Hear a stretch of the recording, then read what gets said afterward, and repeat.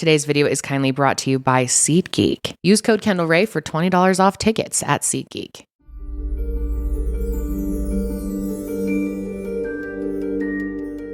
Hello everyone and welcome back to my channel. Hello in the future. I am actually recording this in June, but if you are seeing this, it is likely August, and that means that I have had my baby. I wanted to pre-record a couple of videos for during my maternity leave, so it's not just over a month of nothing for you guys. And if you're wondering how I'm doing or updates on me and the baby, you can go to my Instagram for that, because I'm sure I will be posting there by this point. Crazy to think that when you're seeing this, I am at home with a newborn. That's just blowing my mind. I'm currently recording this 8 months pregnant. And yeah, actually I'm 32 weeks today. So pretty crazy to think about how fast this is all going to happen. And I just want to thank you guys all in advance for being patient with me during maternity leave. I don't know how long I'm going to take time off. I don't know what other types of content I might upload during this time, but just know I will do my best to hurry back to you all soon. Anyway, let's get into today's case. This one is pretty bizarre. Today we're going to be talking about Russell, who goes by Rusty, and Andrea Sneiderman. Let's start off with Andrea. So Andrea, originally known as Andrea Greenberg, was born and raised in a northern city of Ohio called Sylvania with her brother Todd. Growing up, she was a very smart student, a well-behaved kid, and from a very young age, she always excelled in subjects like math and science. Eventually, she attended the University of Indiana, where she studied computer information sciences and technology. And Andrea was Jewish, and her faith was very important to her, especially during her time at university. In 1994, Andrea began visiting the Jewish Student Center on campus, and it was there that she met a boy named Rusty. Andrea had actually recognized him from around campus and thought he was good looking. She was interested. He asked her to go on a date, and of course she said yes. Now, Rusty, whose full name is Russell Snyderman, was also from Ohio. His parents, Donald and Marilyn, raised him and his brother Steve in Cleveland. And he was also a very smart person. He was an excellent student and attended Beechwood High School, where he actually was the editor for the school paper. And Rusty was also very well liked among fellow students, and he was also a member of the school golf team. He and Andrea hit it off very early on in their relationship, and their connection was only made stronger by their shared religion. So Rusty ended up graduating from the University of Indiana in 1996 and then moved back to Cleveland to work for an accounting firm. Andrea graduated 2 years later, and then the two of them moved to Chicago to work for the same company. Andrea worked in the tech department and Rusty worked in the finance department. And then eventually in 2002, Rusty ended up proposing to Andrea when they were on a vacation in California. And during this time, Rusty was actually getting his MBA at Harvard Business School. And he was actually able to find Andrea a position at Harvard in information technology. And that lasted a few years, but then he ended up getting another job offer in business development for a company that was based out of Atlanta, Georgia. And he and Andrea felt like this would be a great place for them to settle down and raise children. So he decided to accept the position, and off to Atlanta they went.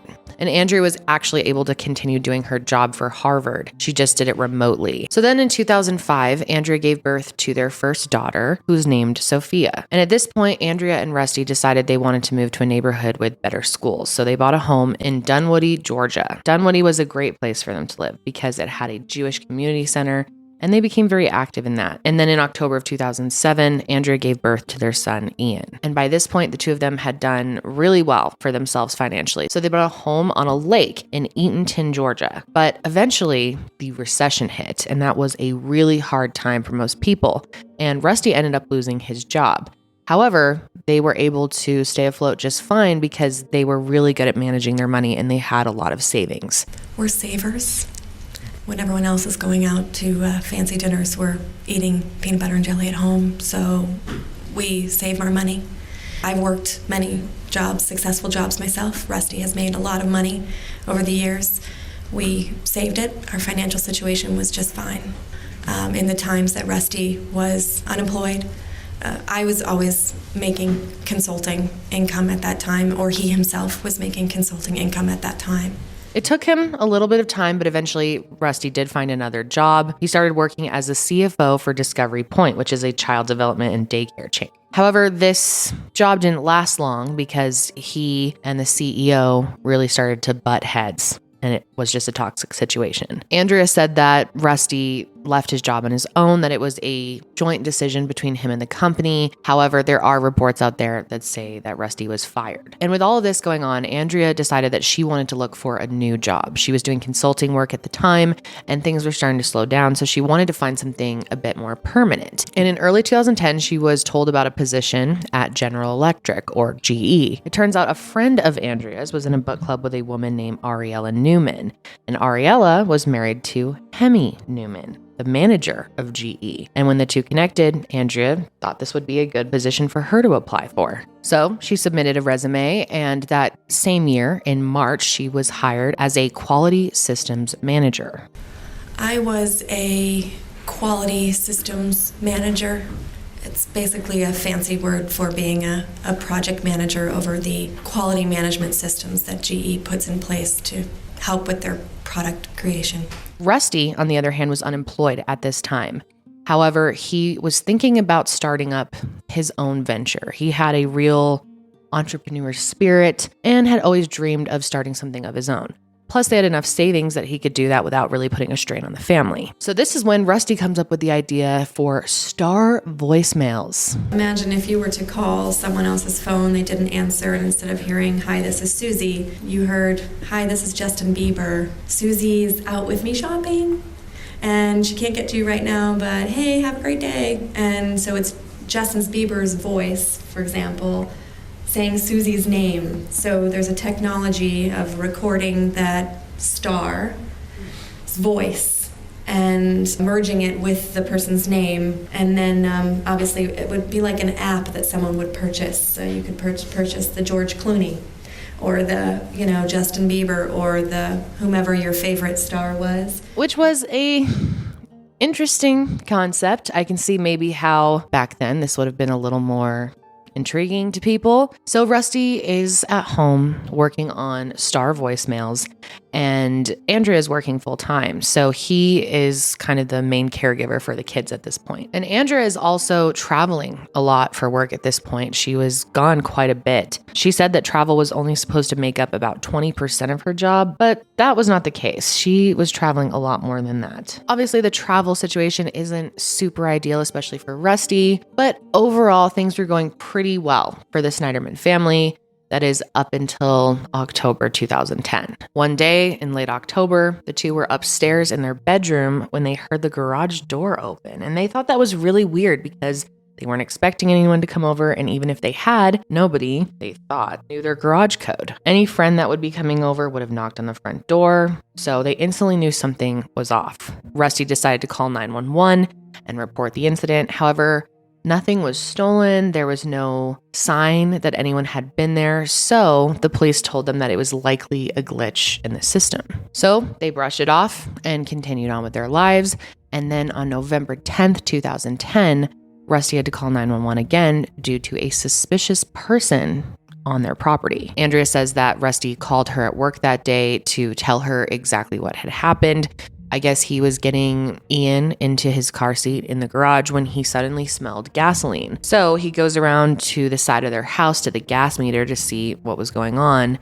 And that's when he sees a man lying face down on the ground, which obviously freaks him out. So he runs back to his car, jumps in, and backs out of the driveway. And when he does that, the man jumps up and runs off. And Rusty was able to get a better glimpse of him so he could give a description to 911. I think he has a gun in his back pocket, and now he's running away. I don't know who the hell he is, and I don't want him by my house. He was wearing a hat and earmuffs, black mustache. He had put Ian in the car, as he does every day around that time, and Ian's car seat is on the right passenger side in the back, and as he walked around, he smelled gas. Our gas meter and pipe is on the side of the left side of the house if you're looking at the front. So he walked over to that spot. It's near our air conditioners.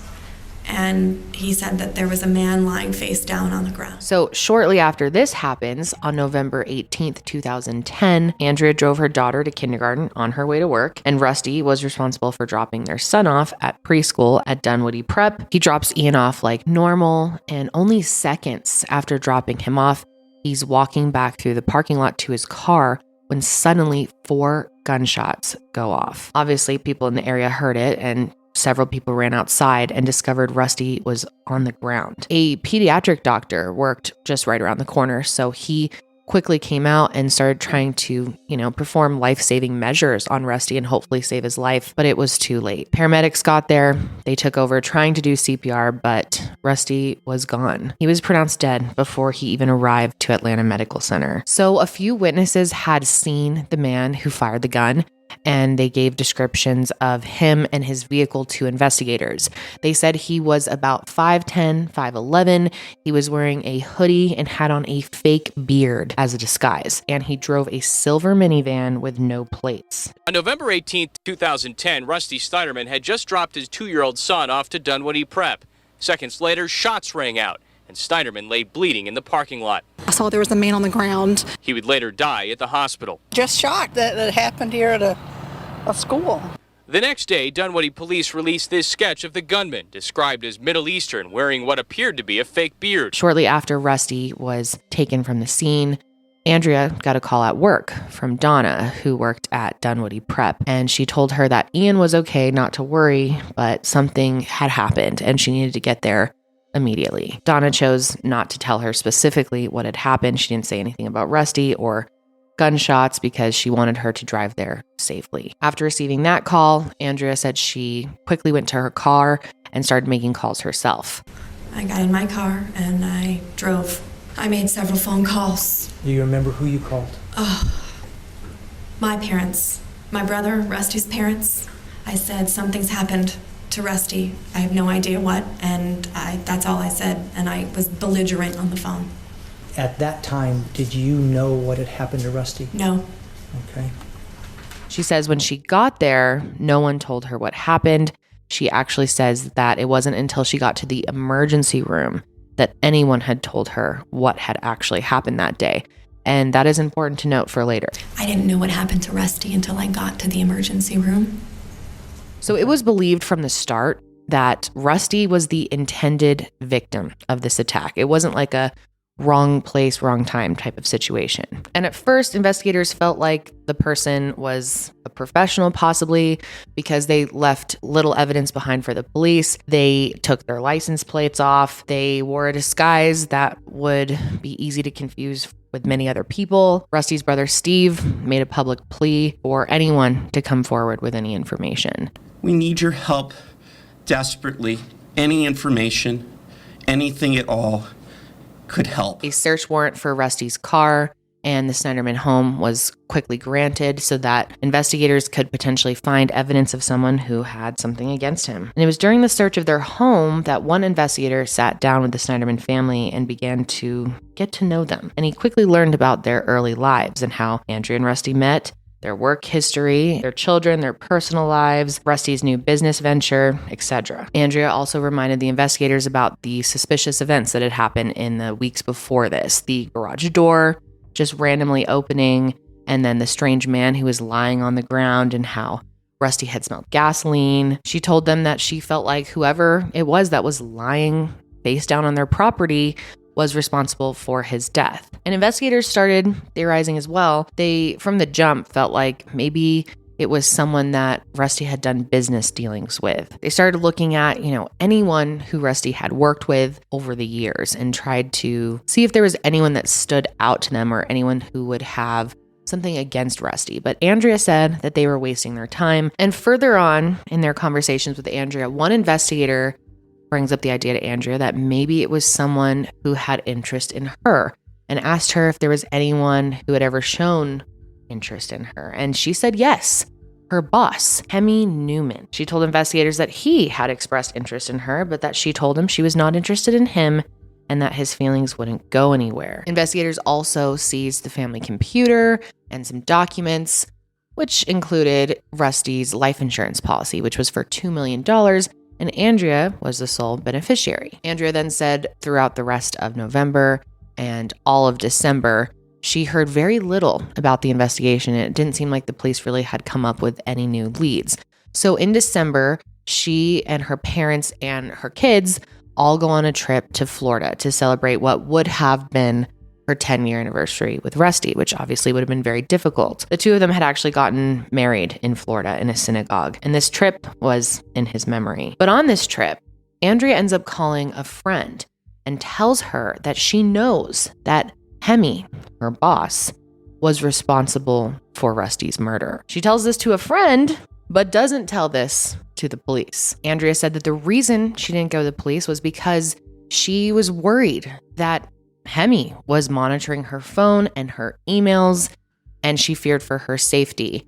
However, many people have said this is pretty odd because you'd think this is pretty important information to get to the police as soon as possible. And there's other ways she could have contacted them. You know, she could have used any other phone other than hers. She could have used her parents' email. I mean, it just doesn't make a lot of sense. But nonetheless, she waits until she returns from Florida to go to the police with this information that she thinks she knows who killed her husband. And by this time, the only other time that she had mentioned Hemi's name to police was when they asked her if anyone had expressed interest in her. And she said, yes, my boss. On January 4th, 2011, Andrea goes to the police and tells them about Hemi. She goes in there actually with a list of people that she thinks could have been responsible for killing her husband, and Hemi was one of them. And she asked if they had really looked into Hemi, and they said no. That's according to her. She said that they didn't seem to fully consider him, in her opinion. But then just hours later, on the night of January 4th, the police come to her, knock on her door, and let her know that they have made an arrest. And what's strange is you'd think the first thing that you would say is who? Who did you arrest? Who do you think killed my husband? She didn't even bother to ask, and many people think that's because she already knew who it was. At this point, Hemi Newman had been arrested for the murder of Rusty Snyderman, although he denied his connection to the murder while he was in questioning. Authorities linked a silver van to a Kia Sedona that Hemi had rented the day before the shooting and returned the day of. And inside the vehicle, investigators found fibers consistent with what would have been the beard that he had worn as his disguise. And the day after Hemi's arrest, Andrea was brought into the police station to go over some information that they had collected when they interrogated him. Based on the foundation of what he told us yesterday and what the co-workers told us today, what is it you think they told us? That co-workers told you? I have absolutely no idea. What do you think he told us? Oh, I'm sure he told you that he thought I was in love with him. Or something along those lines. He's crazy. I don't know what he told you. That he was in love with me? That he was infatuated? That he stalked me? I don't know. You tell me. I don't know what he said. That he wanted to be my husband? Hemi awaited his trial in the DeKalb County Jail, and his wife, Ariella, filed divorce papers for several reasons, one of which being that she believed Hemi was having an affair. So with that information, the police now have to consider that maybe Andrea and Hemi were having an affair, and maybe Hemi killed Rusty to get him out of the way. And at this time, it was believed that Andrea was not aware of Hemi's actions. But that all changed when they ended up searching Hemi's phone, and they found a bunch of communications between him and Andrea that definitely crossed the line of boss and employee. So Hemi's trial was set to begin on October 17th, 2011, and he first pleaded not guilty to the charges. But then on September 16th, 2011, a month before the trial was supposed to start, he changed his plea to not guilty by reason of insanity. So this essentially means he is admitting that he did kill Rusty. However, he didn't know what he was doing, and therefore he was not guilty of the crime itself. And this plea also means that the prosecution doesn't have to convince a jury that he did it, but instead they have to convince them that he was sane while it happened. So this obviously means the defense is going to try to prove his insanity. And on October 28th, he admitted that he was the guy who was lying on their property face down and that his plan was to kill Rusty that day. But he decided not to because his son was with him. And during his trial, a forensic psychiatrist testified that in her evaluation of Hemi, he fit the characteristics for bipolar 1 disorder with psychosis. Hemi also told investigators that he and Andrea were having an affair and that he was instructed to kill Rusty by both an angel and a demon. The demon, he said, looked like Barry White, and the angel had the voice of Olivia Newton-John. And it was the angel and the demon who said that Andrea's children were in danger and he had to protect them by killing Rusty. So several forensic psychiatrists testified during the trial. For the defense, 2 psychiatrists testified that Hemi was both obsessed with Andrea and that he did not know the difference between right and wrong. For the prosecution, 1 psychiatrist testified that it would be extremely implausible for Hemi to have been suffering manic episodes with psychosis without anyone else knowing it, given that people testified they had never known him to be experiencing hallucinations. And that same psychiatrist said that in her evaluation of Hemi, he told her about his plan to kill Rusty, but people experiencing manic behavior tend to act impulsively. Prior to November 18, 2010, did the defendant ever tell you ever that he was having hallucinations? No. Did he ever appear to you that he was having hallucinations? No, he appeared extremely normal individual. Did you ever hear anything about him having hallucinations? No. Do you ever see the defendant act manically depressed such that he couldn't function? No. Do you ever see him confused? No. You ever see him act bipolar or to have extreme mood changes? Never. Was he pretty stable, pretty solid? Extremely stable person. Now, Andrea's testimony in Hemi's trial ended up being extremely controversial. Although she was intended to act as the prosecution's star witness, she was continuously advised by her lawyers not to testify on his behalf. So it was first believed that Hemi acted alone in killing Rusty, and that he kept it all from Andrea because she wouldn't want to be with him if she knew that he was going to kill her husband. But when Andrea took the stand, both the prosecution and defense realized that she knew more than she was letting on. On the stand, Andrea denied her affair with Hemi, but she did, however, say that she and Hemi became close friends and would speak about their personal lives with one another. In the course of the time that I knew him, he discussed in the beginning how he was very happy with his children, had some financial problems, but happy in his marriage.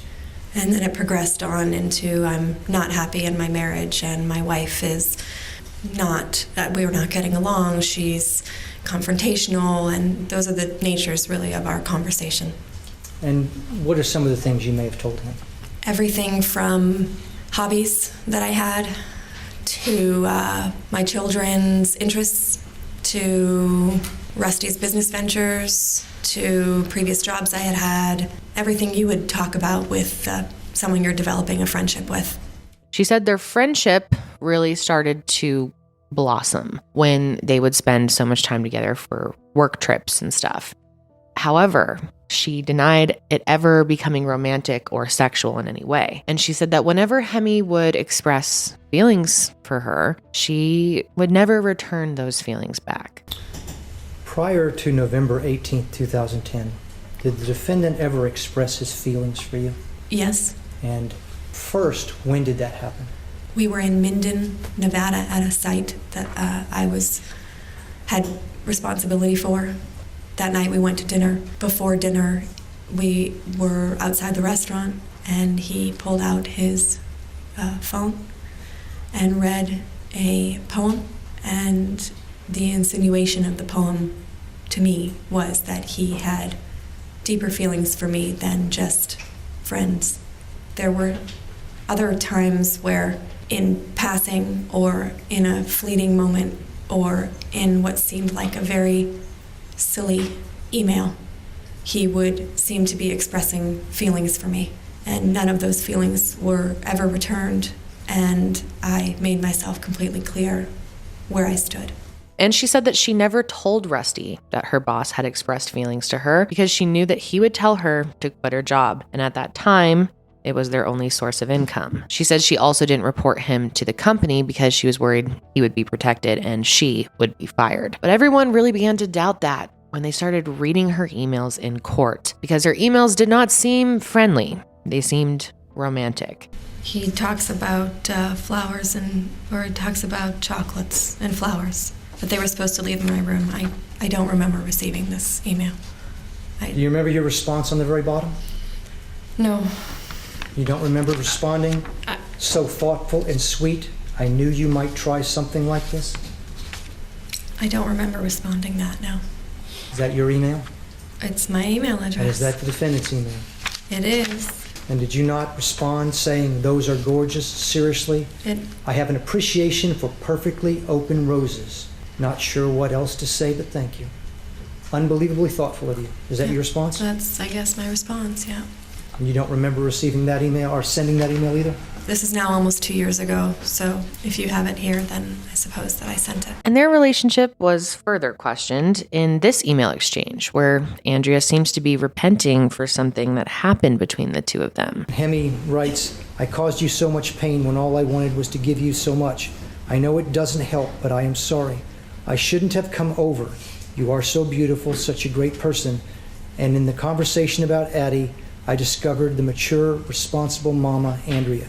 Don't respond. And how did you respond? I really don't know what to say at this point. I am angry. Your apology is heartfelt, but does not make the ongoing pain go away that I now have to repent and live with for the rest of my life. Not sure what I was thinking. I'm also feeling that we may have ruined, I don't know what that says, may have ruined it, not sure. I'm not trying to be hurtful. I'm just trying to be honest. I'm not sure how to live with this. Hemi Newman says, this is the last one for me. I know it won't help, but please never forget how much I love you. And how did you respond? I know, but so do other people. I betrayed them all. I'm not sure how to deal with that for now, but my burden, not yours. But she said that this email was just a reaction to the two of them holding hands on a business trip. She said that's as far as it ever went between the two of them. In the email exchanges where intimacy is being insinuated, Andrea is adamant that nothing ever happened. And a major component of her testimony was responding to allegations that she and Hemi used their work trips as an opportunity to be together. One trip in particular was highly scrutinized during the trial. And when asked in court if Hemi ever showed up on GE trips, even when he wasn't there on business, she brought up an incident in Longmont, Colorado. But she says at the time, she thought he was there on business. It wasn't until later on that she realized he wasn't. You traveled for GE without the defendant. Did he ever show up even though he did not have GE business at that location? Yes. Well, I know now that he didn't have GE business, but that was not my understanding at the time. Which trip are you talking about? I was in Longmont, Colorado, and he showed up. So you're stating now that the defendant did show up at Longmont? He showed up in Longmont, but not, it was not my understanding it was to see me. That has only been understood by me based on now what I've heard. But previously, when she was interviewed by a chief investigator on the case back on January 5th, she said that Hemi wasn't even on this trip.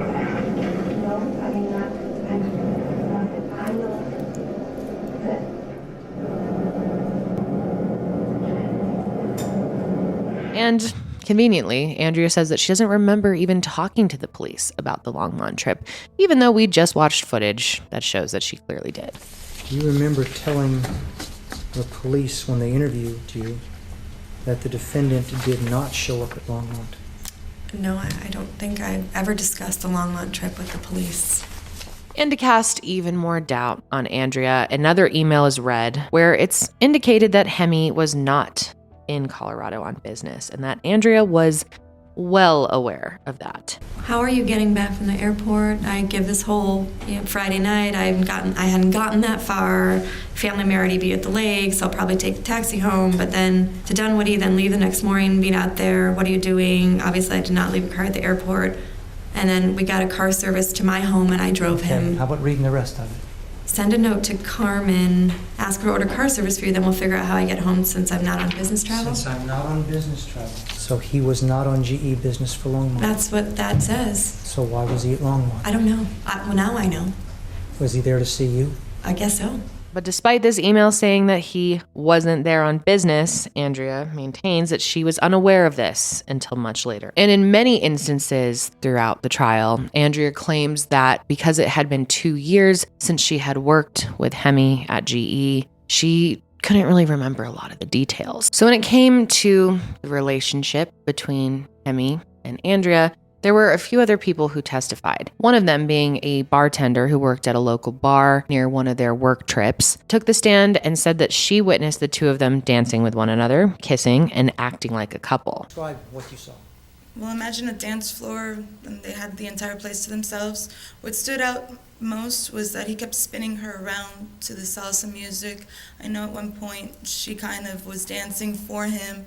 He pulled her back. Let's say he had his hands on her rear end, and she was hugging him, and they looked like a couple. At any time did you see the parties kiss? Yes, I did. How many times did they kiss? I would say about 3 times. Okay. Also, Hemi's realtor testified to a story he once told her about a trip where the two of them were intimate. What words did he use? That they kissed and they fondled each other, and then she got up and went into the bathroom. Is that what he said? Yes. Did he tell you what she actually did in the bathroom? Yes, he told me that she went into the bathroom to, quote, finish herself off. Finish herself off? Yes. Did you ask him what he meant by that? I didn't have to. Her best friend, a woman named Shayna Citron, took the stand and confirmed that Andrea did enjoy the attention that she was receiving from her boss. Did Andrea Sneiderman ever state to you that she liked the attention she was getting from her boss?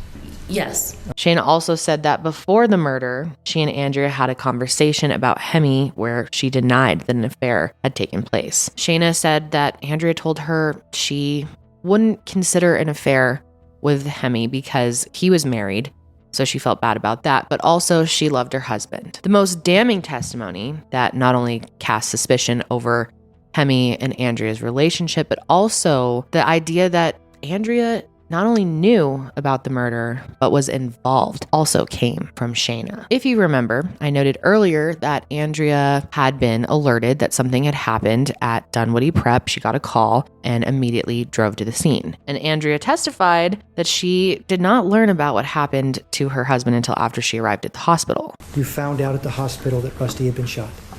That's correct. Okay.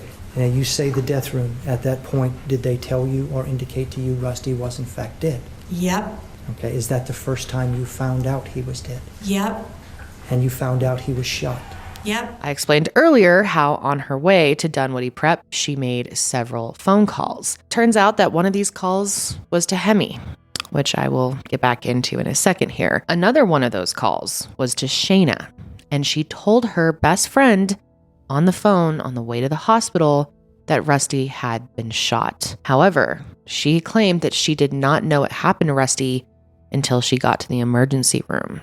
On November 18th, 2010, did you receive a phone call from Andrea Sneiderman? Yes. As soon as I answered it, I started to say, Andrea, I'm on route somewhere and I need to go. My GPS is going to mess up if I don't have access to my phone. And she immediately at the same time was screaming to me that Rusty had been shot and she didn't know if he was dead or alive, and she was on the way to the hospital. Are you sure she said she was still on her way to the hospital? Yes. And she told you Rusty had been shot at that time? Yes. So everything else aside, having this information brought forward in court that she knew what had happened to her husband before she was supposed to know, just put everything into perspective for everyone. The whole jury, everyone was questioning everything she had been saying up until this point. And I mentioned before that one of the calls that Andrea made before she got to the hospital was to Hemi himself. She tried to say that this call was work-related, that she was letting him know that she had to leave the office. And while this could sound, plausible in any other situation, the relationship between them that was being highly questioned made this seem like she was calling for more than that. Was it possible that she was calling Hemi to see how it went, to see if he had finished the job? Although it sounds like Andrea was emphasized the most in trial, despite it being Hemi's trial, her testimony was really important because she was there to convince the jury that he acted alone with the intent to kill, not as an act of insanity. She didn't waver from her statements that Hemi stalked her, took advantage of her, and acted without her knowledge. Andrea even suggested that her rejection of Hemi is what caused him to kill her husband. However,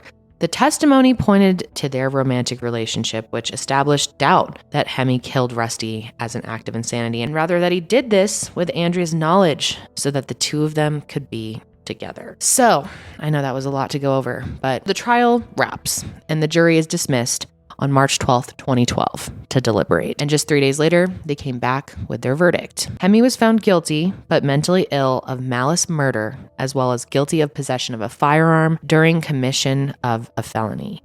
As a result of the finding of the jury and based upon all the facts and circumstances I've heard today, I'm going to sentence you to prison to life without parole. As to count 2, I'm going to sentence you to 5 years in prison to run consecutive to count 1, which is life without parole. But this obviously isn't the end, because state prosecutors believe that Andrea arranged for Hemi to kill Rusty and may have orchestrated the entire thing. As a result, they also believe she perjured herself on the stand. In July of 2013, she was facing the following charges: 1 count each of malice murder, felony murder, and aggravated assault, 7 counts of perjury, 4 counts of giving false statements, and 1 count each of concealing material facts and hindering apprehension of a criminal. But after some consideration, prosecutors didn't believe they actually had enough evidence to get a conviction for the malice murder, felony murder, and aggravated assault. So on July 26, a judge agreed to drop all 3 of those charges. However, they still believed that they had enough evidence to prove that Andrea had perjured herself on the stand and gave false statements. Andrea, of course, pleaded not guilty to those charges and awaited her trial while on house arrest. But despite her best efforts to convince the jury that she was not guilty on all of those charges, they did find her guilty on 9 out of 13 of them. We, the jury, find the defendant, Andrea Sneiderman, count 1, hindering the apprehension of a criminal, guilty.